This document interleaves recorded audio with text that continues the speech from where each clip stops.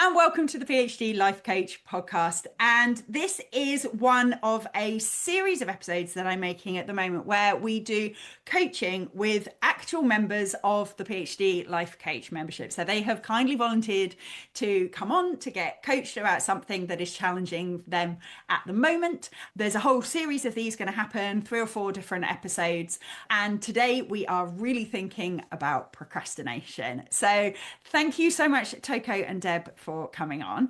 Why don't you guys go ahead and introduce yourself? Hi, I'm Toko and I'm based in South Africa and I'm doing my PhD on austerity and fiscal policy. I'm really excited to be here and to go through the weeds of the procrastinating that I'm doing. Perfect. And Deb? Hi, I'm Debbie. I'm based in Wales in the UK and I'm doing my PhD in technology enhanced learning. So I'm looking at social support in social networking sites and well-being and things like that. Perfect. And you're towards the end, aren't you, Deb? Yeah, apparently so, yes. Apparently so. And Toko, remind me what stage you're at. I'm right at the beginning, finalizing Yes. my proposal. I thought that was the case. So we've got different sort of ends of the PhD spectrum, but some quite similar issues. So what we're going to do, we're going to start out with Toko. So Deb, I'm going to ask you to turn your camera off, but you will be watching in the background, same as you do in the coaching calls. So you're thinking about how this applies in your life as well. So we will see you again in a minute. So Toko, tell me a little bit more about something specific that you are procrastinating at the moment.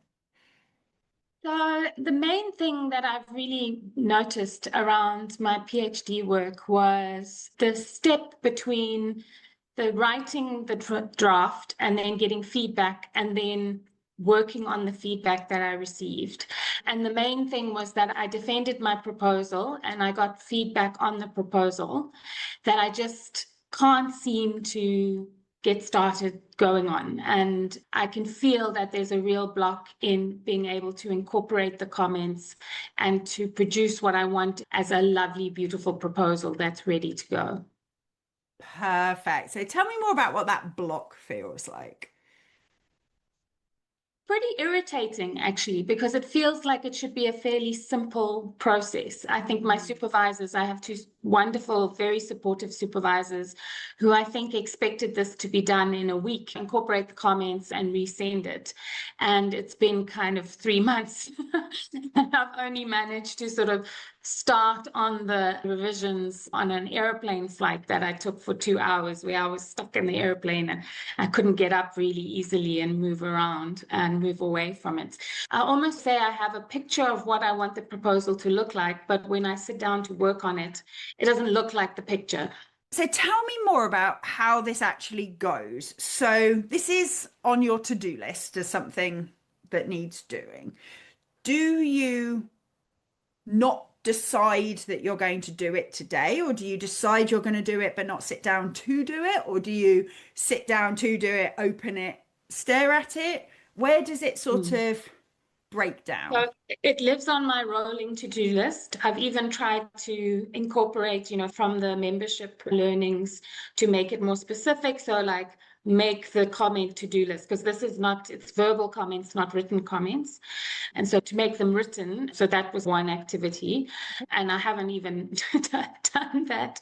So it rolls. And then I do everything else. So I'm like, I'm uploading my data onto Atlas TI. I'm reading articles on my methodologies. I'm reading and I'm working quite hard on the PhD, but I'm not doing the very thing that needs to be done to enable me to continue this year in my second year, which is to just revise this proposal. Okay, perfect. So you've narrowed it down to something quite specific. So it's not that you've got this respond to comments as a kind of notional thing.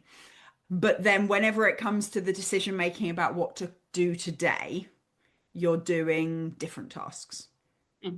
How do you justify that to yourself? What's the story you tell yourself? For quite a bit of the time, so I would say from like January, February, a lot of my excuses was, no, I need to read more so that when I make the changes, I update all of, because one of the main comments was it was a time range comment. So it means I needed to update quite a bit of the content, which I started in December already, but I was like, oh no, I need to keep doing this. So that there was that. Then there was, oh, I need to work a little bit more on my methodology section. And so I need to read more on the methodology. So I'm doing all the kind of easy stuff than the sit down. And I think, if I'm honest, and I feel quite self-conscious about it, is that I just assumed that my proposal would pass straight away. I didn't expect to have comments. So I had bought a bottle of champagne to be like, I've submitted my proposal. And then I was like, told, no, now you must make changes. I was like, what? This is crazy. So there's a little bit of I'm also maybe a little bit mad about having to make the changes. And I'm also eager to get on to doing the actual PhD. So I justify the reading as well. This is also partly getting me on the road. So I spent most of my February doing my ethics clearance and all of that kind of stuff, but not working on this substantive bit. And to be fair, I don't think I've really consciously put it on the table in the way that you have, of asking the question of why am I not doing this today? Yeah, because when we have stuff that's generically on the to-do list for some point soon, but we never actually ask ourselves the question, is today the day? Then it can live there for ages without us quite noticing that we're never bringing it onto the table. I'm interested in these emotions that you've got around it, though. So you say you didn't expect to have to make changes and that's quite frustrating. Is it that you don't like the changes that they've suggested, or is it that you just resent the fact there are changes being made and that you've got to do more work on it? No, I think it's more a case of I didn't do a good enough job and maybe I can't do this. So you don't mind the round. things they're suggesting you change? No. It's not that you're like, but I don't want to change that. Yeah. I don't want to do it like that. Okay, fine. Yeah. So you're making it mean that you didn't do a good enough job. Yeah. And so will my second version meet their expectations? Can I live up to what? So sometimes when we have a thought that's holding us back like that, I didn't do a good enough job, we get to look at it and we get to say, is that true? And to answer whether that's true or not, I want to ask you what you mean by what would a good enough job have been? So I'm somebody who's used to getting distinctions. I don't get told, correct your work.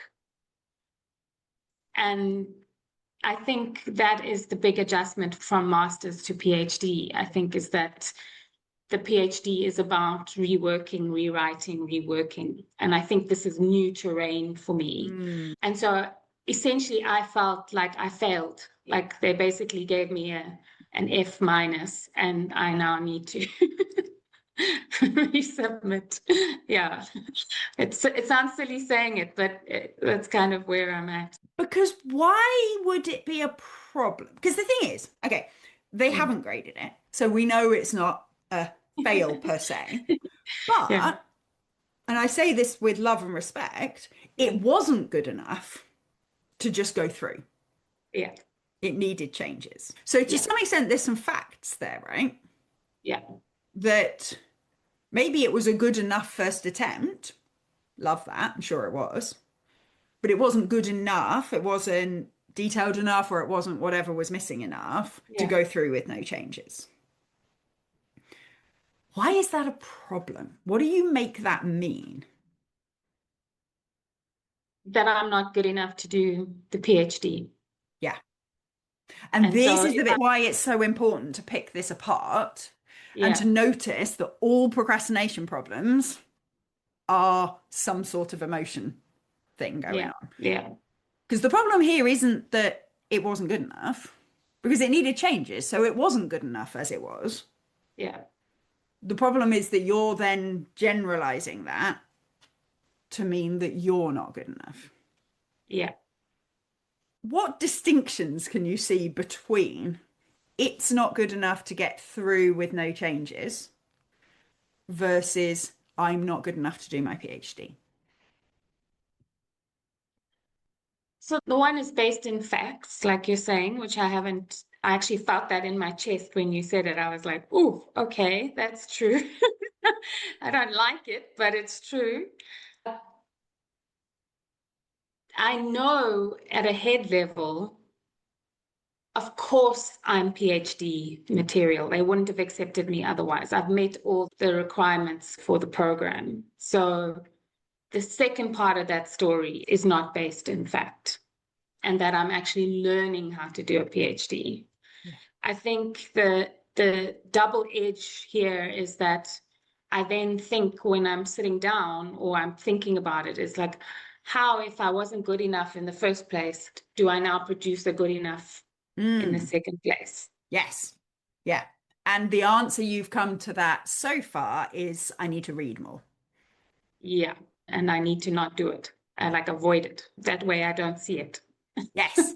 Perfect. And that's exactly what procrastination is, right? It's avoiding emotions that we don't like or trying to solve those emotions in ways that aren't actually helping. So you're either completely avoiding the task so you don't have to think about it, or you're solving, quote unquote, this idea that you're not good enough by going, okay, well, if I read more, then I'll be good enough. And at some stage, I'll then be able to do this while avoiding these uncomfortable emotions because they won't be there because I'll be good enough then because I'll have read enough. Yeah? Magically. Yeah. Perfect. And I take it that's not working at the moment. No. No. Perfect. Okay. So what we get to think about instead is what do I need to think in order to do some of those corrections, to do that first step. So I love the fact you've already identified that the first job is to turn their verbal feedback into a list of to-dos. In fact, I'm going to ask it slightly differently. What emotions do you need to be willing to tolerate in order to do that?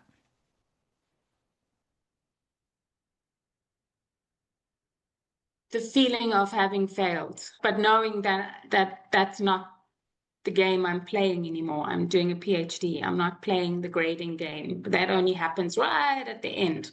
Right now, I'm in the, iteration, production, kind of thinking through the ideas.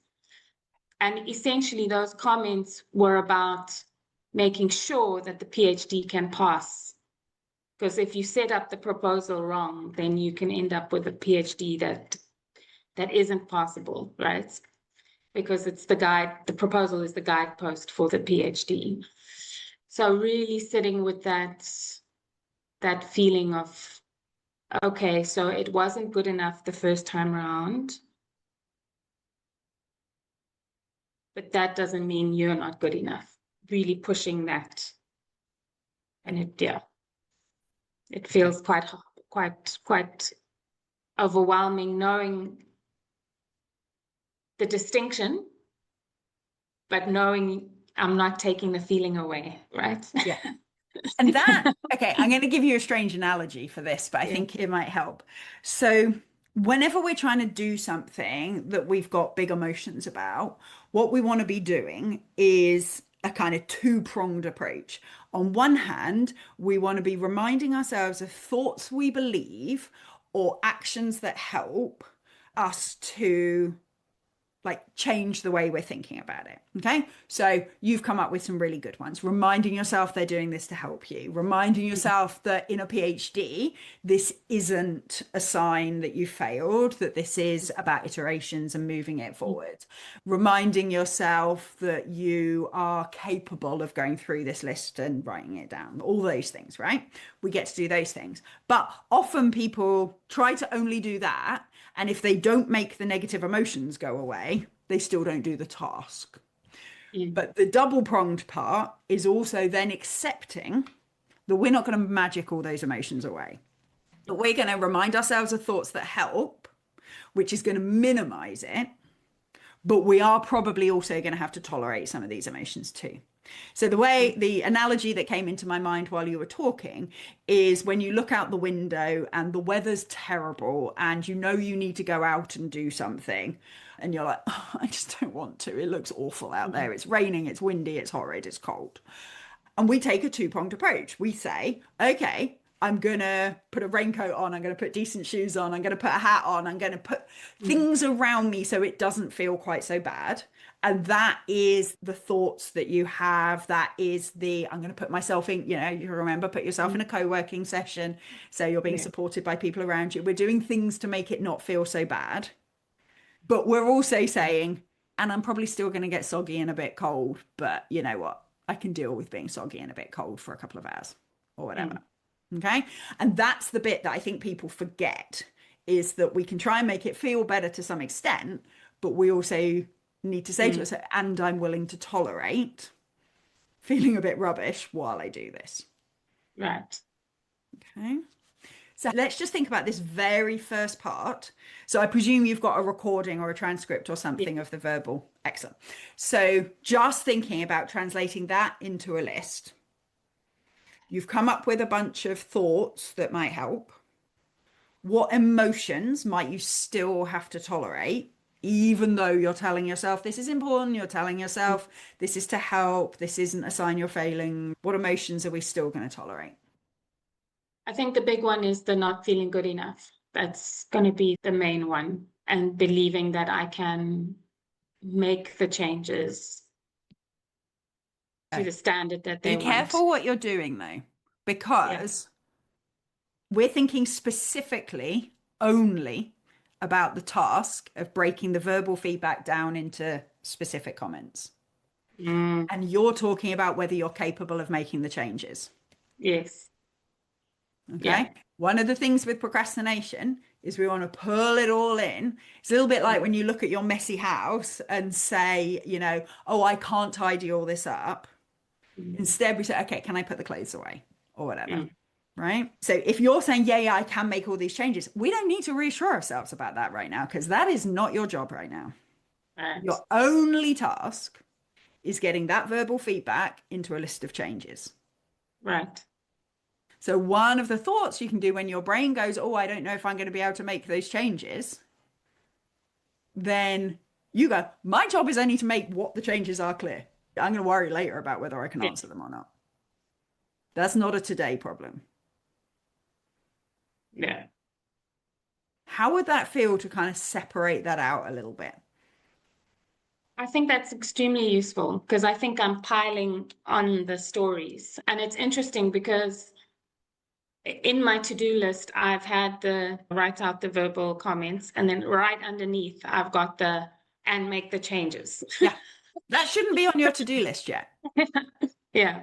And make changes, not on the to-do Yeah. list until you've got the changes. Yeah. Yeah. How long do you anticipate it to take to turn the verbal changes into a list? Well, it's probably like 2 hours max, because I've got an hour of recording. So an hour taking notes, stop, start, if that. Yeah. Okay. Yeah. Are you willing to tolerate feeling overwhelmed, to tolerate feeling uncomfortable in a variety of ways for 2 hours in order to get that list turned into an actionable list? Absolutely, because I've been feeling every day to-do list doom, which is worse. So having it like hanging over my head is much worse than just 2 hours of what you're saying, like a rainy day of being out in the rain. Like that I can do. That feels doable. Yeah. Perfect. And the rest of it comes later. Adding the next task in comes later, because this is the downside of a really clever brain, right? Any of us who've got these big clever brains who do all these clever things, we can see all the things, we can see all the steps. And so part of us thinks we should be able to believe we can do all of it. Yeah. We don't have to believe we can do all of it. We just need to believe we can do this next bit. And as you say, the problem with procrastination, the nightmare with procrastination, is we're trying to avoid these emotions, but in doing so, we then have emotions about the fact we're procrastinating. And so one of the things I find quite useful to remind myself, and it sounds really depressing, but I promise it helps, is there's crap on both sides here, right? It feels awful to not do the thing and keep telling ourselves, I should be doing the thing, I'm not doing the thing, it's been so long now, da da da. And it feels awful to do the thing because I'm going to have to face seeing exactly what it is that they want me to do and writing it out in a list and whatever. So we get to say, okay, it feels crap on both sides of this. Yeah. Which version of this do I want to experience? Yeah. Because our brains sort of think that by avoiding these tasks, we can avoid these emotions, but we just give ourselves these emotions for not having done it instead. Yeah. Yeah. Okay. Yeah. What can you say to yourself? So same as when we're out in the rain, if we're going, oh, this is so depressing, I shouldn't be getting wet, this is awful, I hate England, blah, blah, blah, all of that. What can you be saying to yourself during this 2 hours where we're going to tolerate, we're going to try and put our raincoats on, we're going to try and say nice things to ourselves, but we're going to tolerate that it might not be the best 2 hours of our lives. What are you going to say to yourself during and after it so that you feel as good as you can?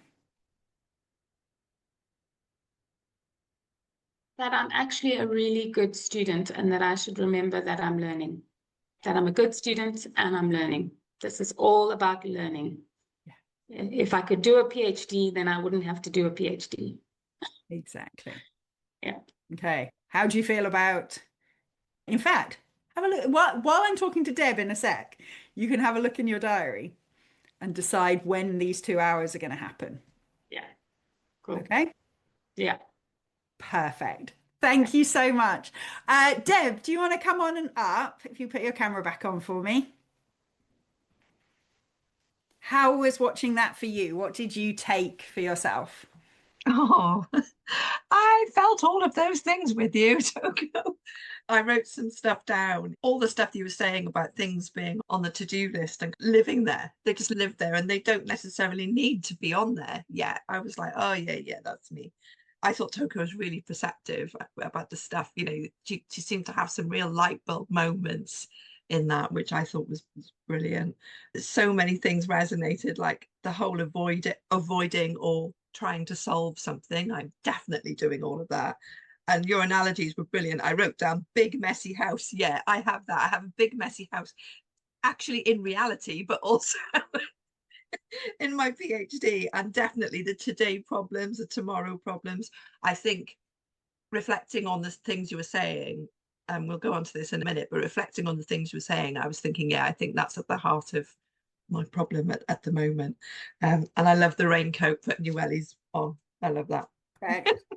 I'm so glad. It's one of the reasons why I wanted to do these episodes is people often say, I don't quite understand how these group coaching sessions work. I don't understand why I'll get something out of seeing somebody else getting coached. But I think there's something about seeing somebody else say the thoughts that you're like, I thought that too. And I thought I was the only one that thought that. Seeing somebody else. And then you also have that little bit of distance. It's much easier for you to see what Toko should be doing than it is to see it with yourself. And then it's like, oh, okay, if I can see for you why that would be great, maybe that would be great for me too. And you get to sort of translate it back in yourself. So thank you for your reflections on that.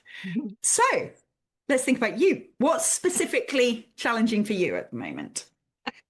Well, the whole specific thing is a problem for me at the moment, because I'm definitely doing this thing that you just talked about I'm looking at the whole mess, you know, and I know logically it's not a big mess. I know there are parts of it that are not a big mess, but that's how it feels, because it does feel a bit of an overwhelming situation. So in terms of where I am right now, I feel like I've been doing this my entire life and I'm just so over it and so ready to finish it that I just want to get it done. But I flip between thinking, yeah, I can do this. Yeah, I've had a good day. I understand this. I can do this. I can finish this. And then I wake up the next morning and I think, I don't know what I'm doing. And I literally go, and I could go like that in an hour, let alone in days. So I suspect that is from the just feeling overwhelmed by it all. I actually will time out at the end of June this year. I've been doing it that long. They want to get rid of me. So I have to put in an extension request. So that request came through like a couple of days ago, and I'm just like, oh, there's another thing I got to do now. So I now, and I've put the form in, and they've now come back and said, oh, we need more information. So they want me to give like a plan as to when I'm going to do things. And I think that made me a bit like a rabbit in the headlights, because that was a bit like, but if I write it down, then I've got to get it done kind of thing. So I've got that as a bit of a problem. And then my other problem, I'm doing the procrastination definitely, but I'm jumping from one thing to another thing instead of getting that thing done, so at least I can tick something off. And I think the other thing as well is that while Toko was talking, I was thinking about this, is it's obviously this massive imposter syndrome which just sits on my shoulder all the time. And I kind of started this PhD thinking, well, I'm going to do a taught PhD, so I do like the first bit, so at least if it all goes wrong, I get a couple of modules under my belt.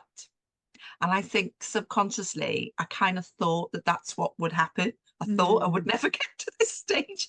And weirdly, I find myself here. So I think there's definitely a bit of that with the whole, oh, am I actually capable of finishing this thing? And like Toko was saying, I know logically, yes, I must be. But when it's happening to you, you just doubt yourself, don't you? So in terms of, I said, see, specificity is the problem for me. So I think I know I need to get this plan written out. So I know that, and that is the frightening thing for me, because I'm going to have to commit to that. So I know I need to do that. But then I also need a strategy, I suppose, to do this thing that you were talking about, I don't have to do all the things. I don't have to write all the things tomorrow.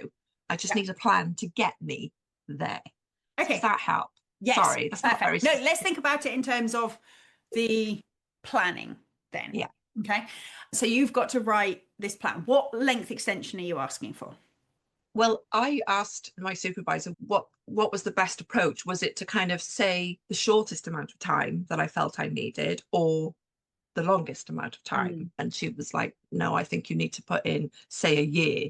So what I put in for is a year, but obviously now I need to plan that year. And tell me more about why making that plan feels difficult, like you're putting off making that plan. Well, I haven't, in my defense, I haven't been putting it off for too long, because I've only been sitting with it for a couple of days, and I work full time, study part-time. I've had a really busy couple of weeks in work. So I feel like I haven't touched my PhD stuff for a few days, and I think what it is deep down is that I know I'm going to have to face all the stuff that I need to do. And by making myself plan it out, that makes me face it. Whereas at the minute, I can just push it into a big shape and say, I have this stuff to do. Yeah. Don't actually know what stuff is in it, but there's a big lot of stuff. I think that's what it is. That sort of avoiding seeing it all. Yeah. Because what are you worried you will see? I'm worried I will see the sheer amount of time that it's going to take, I suppose. And what's wrong with the amount of time it's going to take? That I already feel guilty for the amount of time it's already taken. And this is going to be an extra bit of time. So, because with the best will in the world, I don't think I would be in a position, I might be in a position to get a full draft done by the end of June, possibly, depending on how you term draft. But I wouldn't be in a position to finalise it. And obviously, if I was going to be in a position to finalise it, they would be needing to look for examiners and things now. And I'm not with the best will in the world at that stage. Okay. So. I'm intrigued by this notion that you're sort of partly arguing why you can't quite make it by June, but are also intimidated by making a year-long plan from June. Yeah. That's a fun combo.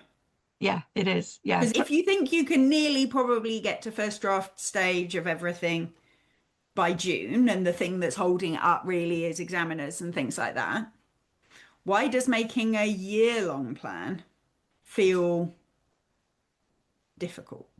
Yeah. Because Well, that's a year I think, from June, right?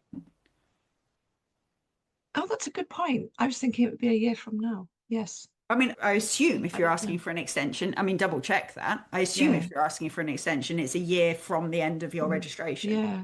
Yeah. Yeah. I mean, the other thing is when I say I could get a full draft, I mean, the stage I'm at is I've got a draft of my chapter one, a draft of my introduction, draft of my theoretical framework. No, my methodology.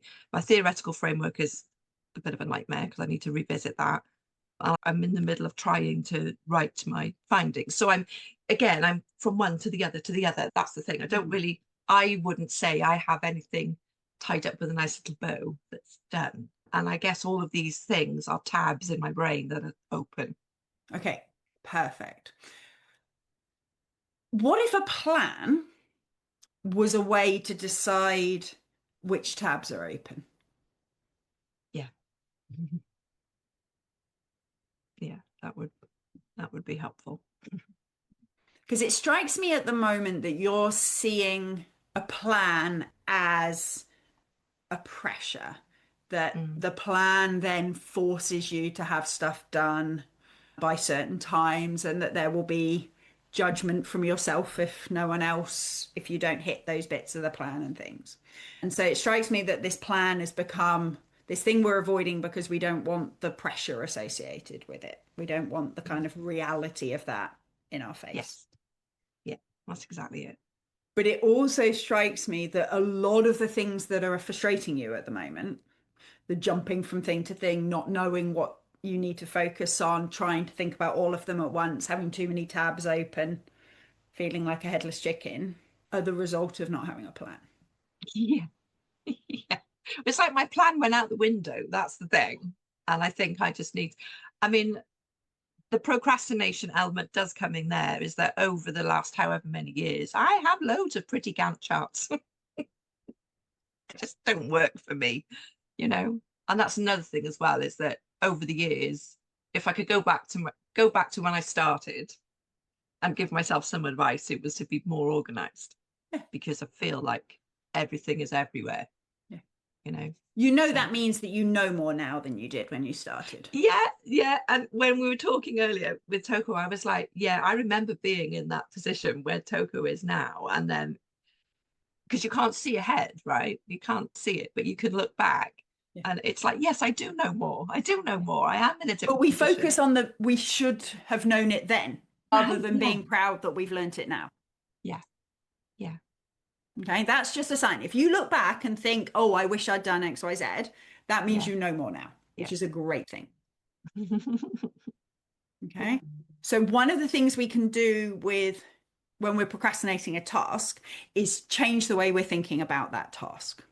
And so here, if the making a plan is a way of justifying why you need an extension, about it will put pressure on you, it will be something I have to commit to, I have to perform, I have to whatever, then yeah, absolutely. And I absolutely accept you're not procrastinating it per se, because you've only just had it, but it's this thing that you don't really want to get on with.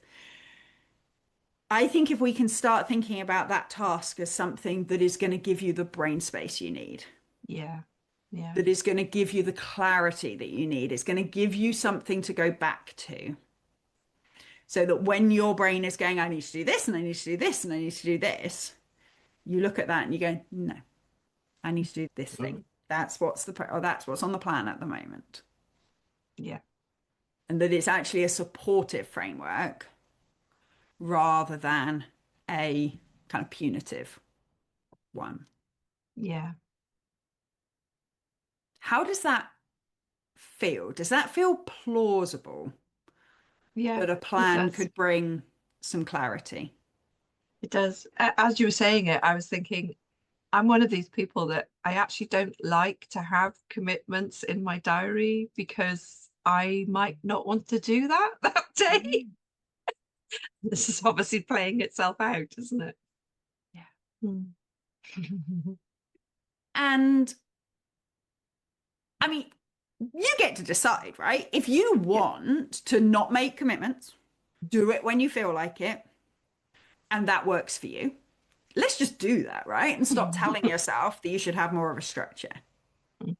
But I'm guessing at the moment, from all the things you said, that doing it when you feel like doing it isn't working that great for you at the moment.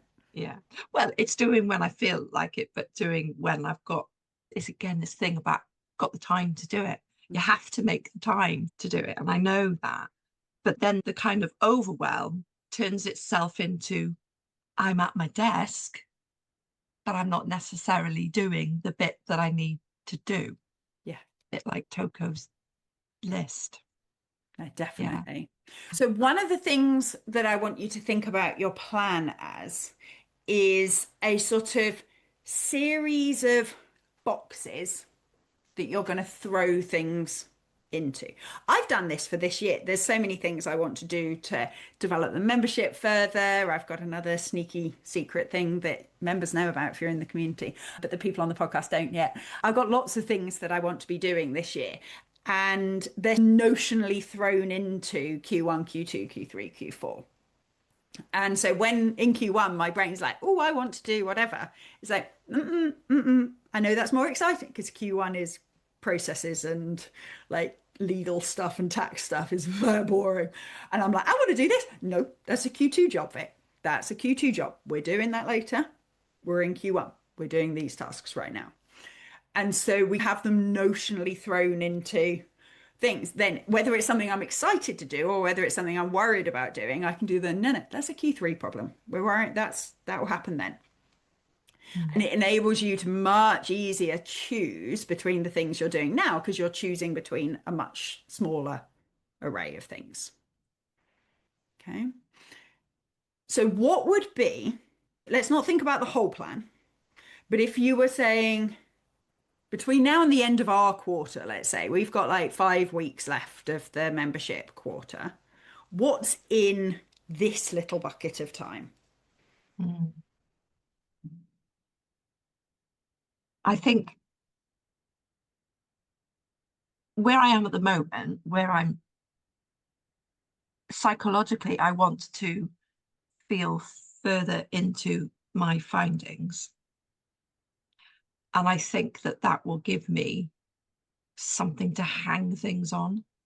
Because in my plan, I'm going back to thinking, oh, right, okay, I need a specific way of tackling things and writing that in my plan. And of course, it's occurring to me now as we're talking that actually my plan starts now, which is I'm going to carry on and I'm going to finish this because this is what I had in my head. I want to get to the end of this, my findings that I'm writing. So if I get to the end of that, then that gives it, I suppose it's like you say, isn't it? It's putting a few bits of clothes away. So that's one of the bits that I can then tick off my list. So that's what it would look like for me over the next 5 weeks. Okay, perfect. So what we want with a plan, we want it to be increasingly granular the closer it gets to us. So what we want to be thinking about, if we're making a plan over a year, the stuff that's happening in the next month or so, we want to be pretty detailed. We want to know specifically what we're focusing on, specifically what we're doing. The other stuff, I can't remember whether you came to my dealing with a to-do list webinar this week or not, but one of the things we talked about there was vague tasks. You can have vague tasks like write discussion in your Q3 plan. That's fine. But by the time it's Q3, we need to break that down. We don't need to break it down now. Yeah. Okay. So when you're thinking about making your plan, one of the big things that helps with procrastination and making plans not get overwhelming is the further ahead it is, the less detail you need. Yeah. So we're dumping big chunks at this stage in those. And then we go, okay, the 1 or 2 big chunks that are in the quarter I'm in at the moment are these 2. They need breaking down into much more detail. Yeah. Yeah. Because you said procrastination is part of the problem, but I'm also jumping between tasks. I'm going to take the liberty of suggesting that jumping between tasks is procrastination. Yeah. Yeah. Because you're jumping when that one becomes uncomfortable, or when the thought of this other thing becomes uncomfortable enough that you want to jump across and so if you're behaving in a way to avoid emotions, it's still procrastination. Procrastination is not just scrolling on your phone. Yeah, yeah, yeah. Yeah, yeah. And the more we can be clear, okay, findings between now and the end, because we've got Easter and stuff coming up as well. Between now and the end of our quarter, my findings are my task. I need to make this plan, get Yeah, that done, yeah. The and I'm plan focusing and on the my findings. findings. Yeah. And then when your brain says, "Oh, but I should be whatever," we say, Mm. "No, this is my task. This." And if it's uncomfortable, we think about the things we talked about with Toko. How can I say things to myself that make it feel a little bit less uncomfortable? How can I tolerate some of those emotions and be okay afterwards? But by having a clear focus that we're pulling ourselves back to, Yeah, makes it so much easier. yeah, yeah. You're right. Perfect. Toko, do you want to come back on? How was that? How was watching Deb?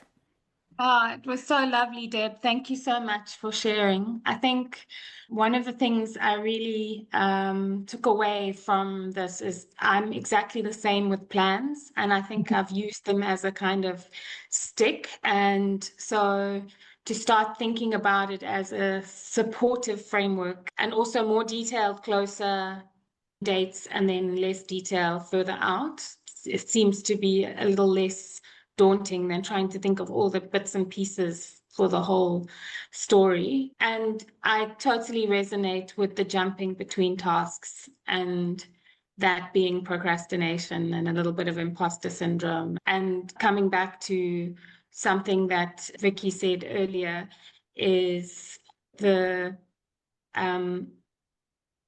why are you avoiding decisions?